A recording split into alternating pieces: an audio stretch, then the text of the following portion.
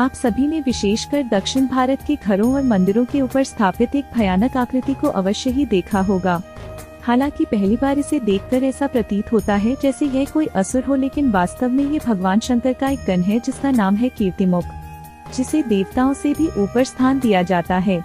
पुराणों में कई स्थानों पर कीर्तिमुख की कथा आती है, किंतु कीर्तिमुख के बारे में जो सबसे प्रसिद्ध कथा है वो जालंधर से जुड़ी हुई है। जालंधर की उत्पत्ति महादेव से होने के कारण वो उनका ही पुत्र कहलाया, लेकिन इस बात को जालंधर नहीं जानता था। उसने अज्ञानतावश माता पार्वती पर कुदृष्टि डाली। उसने अपना एक दूत रोनो को महादेव के पास भेजा। वो दूत महादेव के पास पहुंचा और उसने महादेव से कहा कि वो माता पार्वती को जालंधर के हवाले कर दें। इससे क्रोधित महादेव ने अपना तीसरा नेत्र खोला और उसे रक्त की एक धारा निकली। उसी रक्त की धारा से एक विचित्र जीव की उत्पत्ति हुई जिसका मुख सिंह का और हाथ पैर सर्प की भांति था।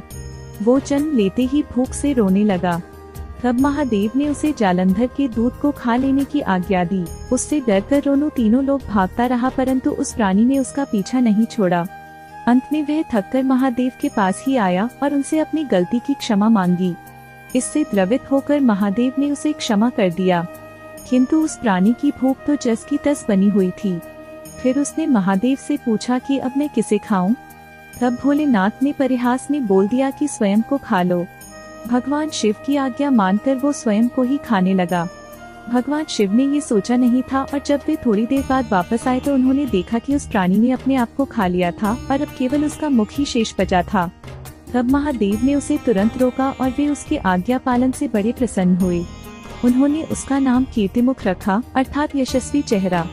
उन्होंने उसे अपने भवन की सुरक्षा के लिए द्वार पर नियुक्त कर दिया, किंतु उस असुर समस्या जस की तस थी, क्योंकि उसकी भूख तो असीमित थी। तब महादेव ने उसे समस्त संसार के पाप, लोभ और बुरी नियत को खाने को कहा, क्योंकि वे जानते थे कि कीर्तिमुख की भूख तरह संसार में पाप, लोभ और बुरी नियत भी असीमित है। उसी दिन से कीर्तिमुख को लोग मंदिरों और अपने घर पर लगाने लगे ताकि वो उस ओर आने वाली सभी बुरी शक्तियों का भक्षण कर ले। तो आनंद लीजिए भक्ति की अमृत धारा का और जुड़िए दिव्य सुधा के साथ, और हमारे चैनल को सब्सक्राइब करना ना भूले।